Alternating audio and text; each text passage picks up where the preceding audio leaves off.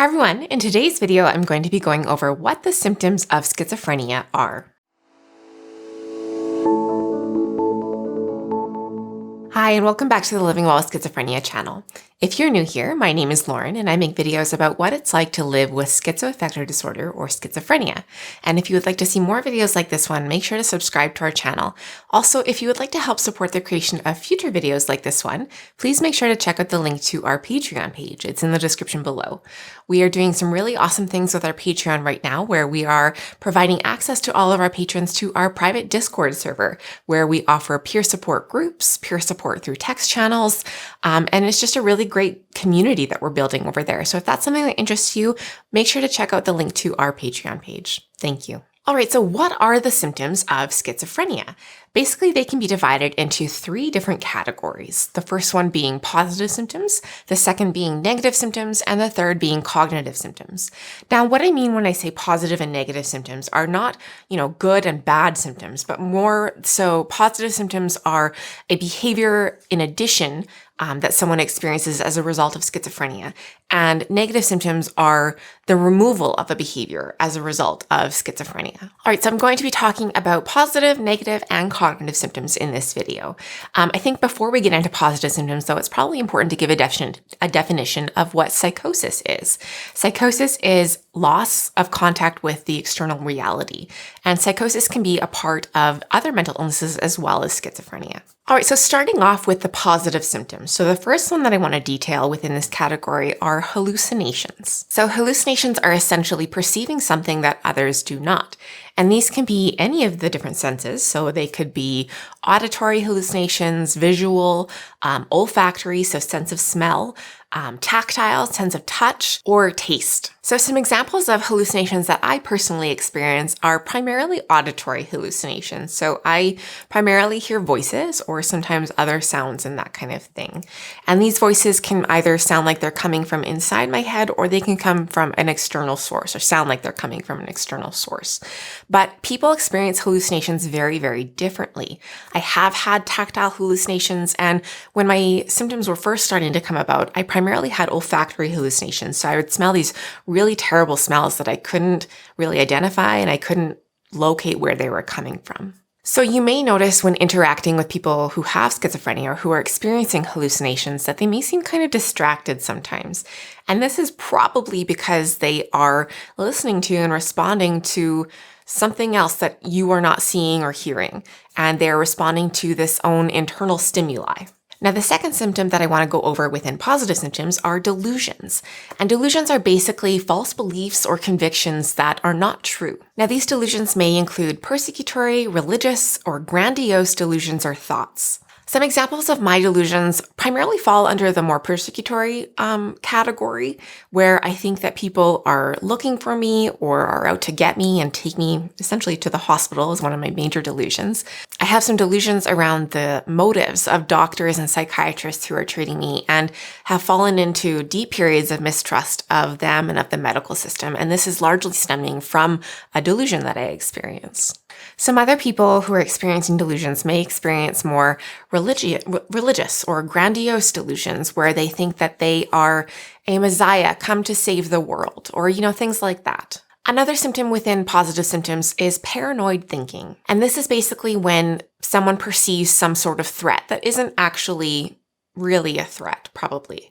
So I've experienced this where it's also a hallucination involved where I was hallucinating helicopters overhead and I was so paranoid that they were looking for me and that they were out to get me and take me in somewhere.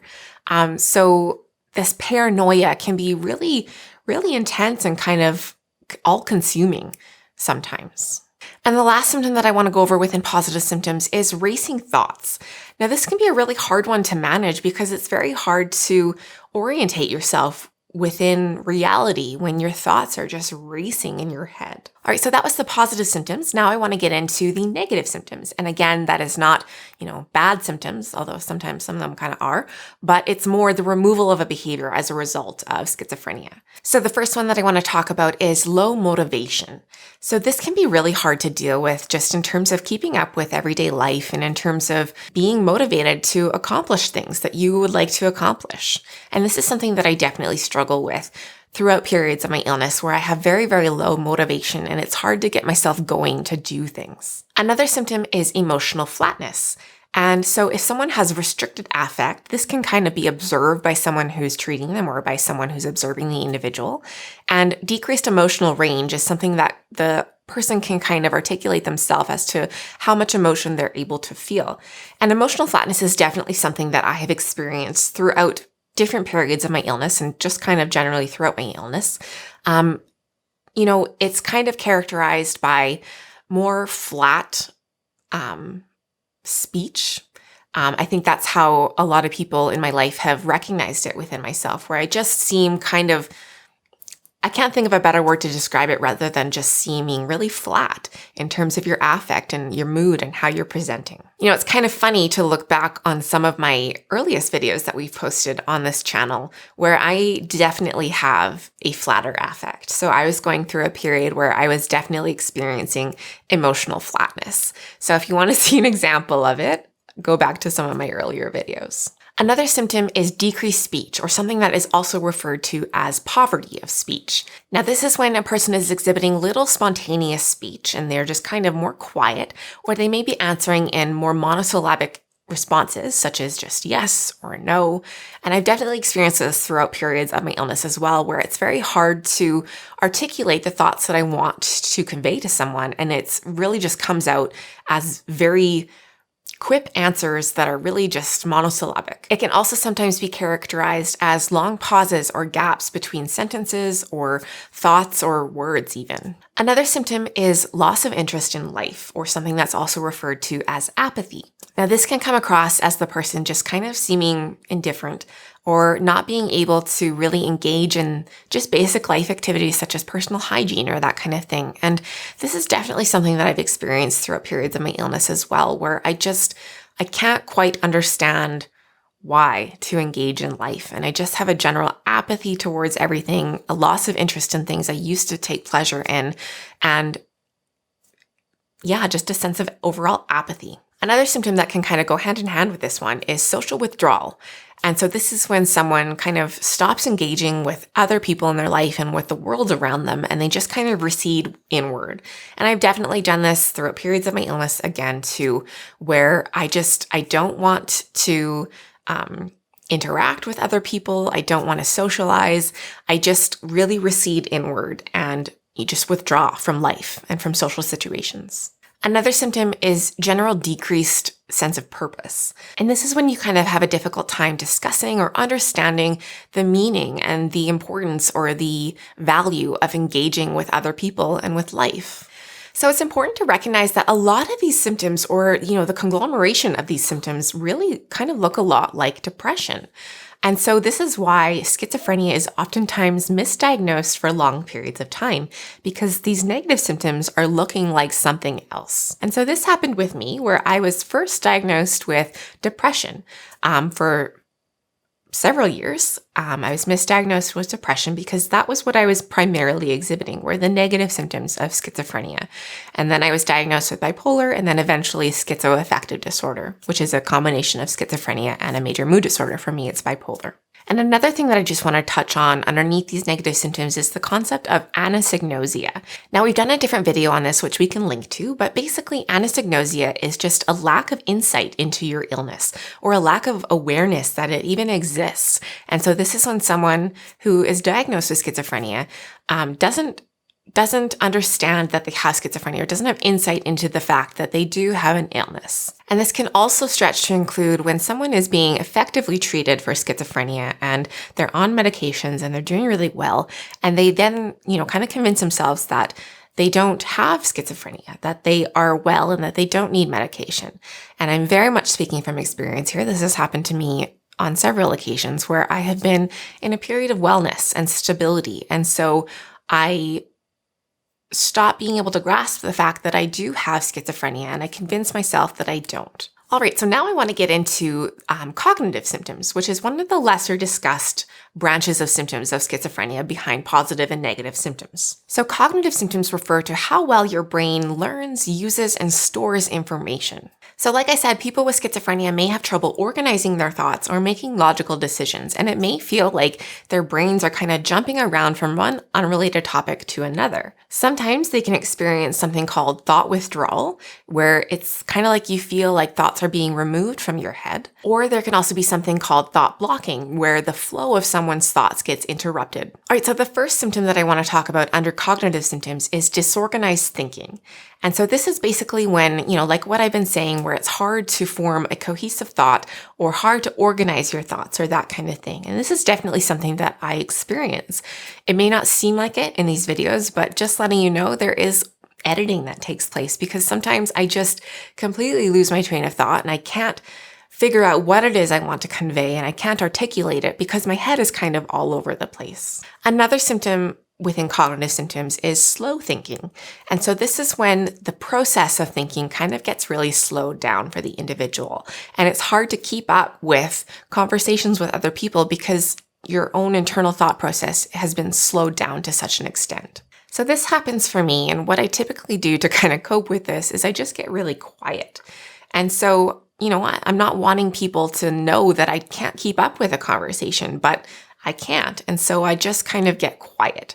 And so this is why I have been very quiet in a lot of social situations because my thought process is slowed down or I'm having disorganized thoughts and I can't keep up with the flow of a conversation. This does not mean I'm too stupid or unintelligent to keep up with conversations or to engage in conversations with other people.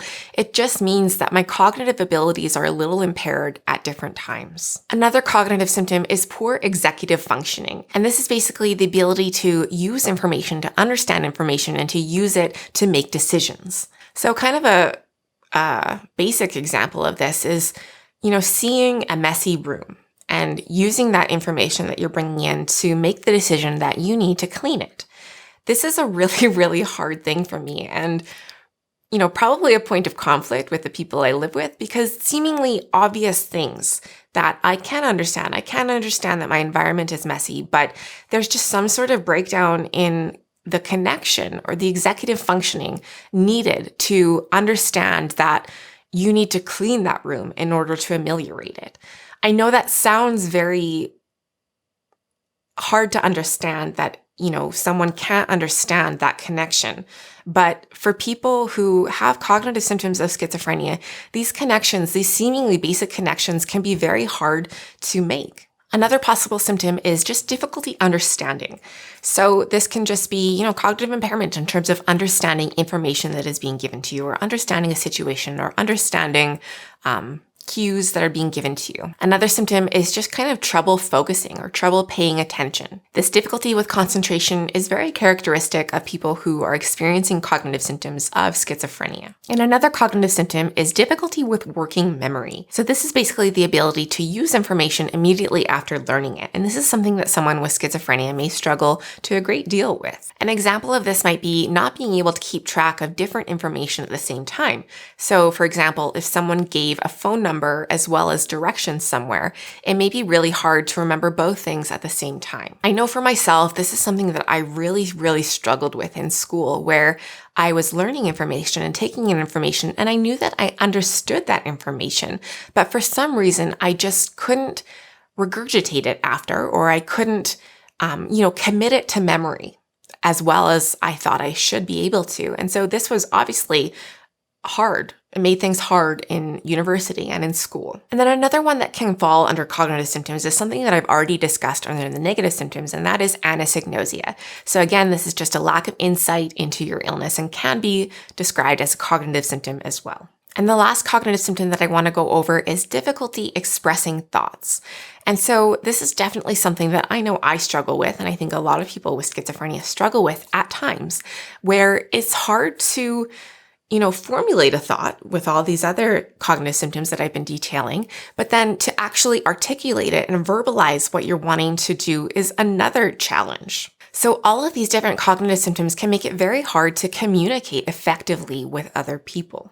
All right, so that was kind of a brief overview of the 3 different kinds of schizophrenia symptoms, being positive, negative, and cognitive symptoms. So we would love to hear in the comment section below what your experiences with these different categories of symptoms have been like. Thank you so much for watching. I hope this video was helpful or insightful in some way. If you would like to see more videos from us like this one, make sure to subscribe to our channel. And also, if you would like to help support the creation of videos like this one, please check out the link to our Patreon page. Thank you so much again for watching, and as always, wishing you and your loved ones good health. We'll see you in the next video. Bye.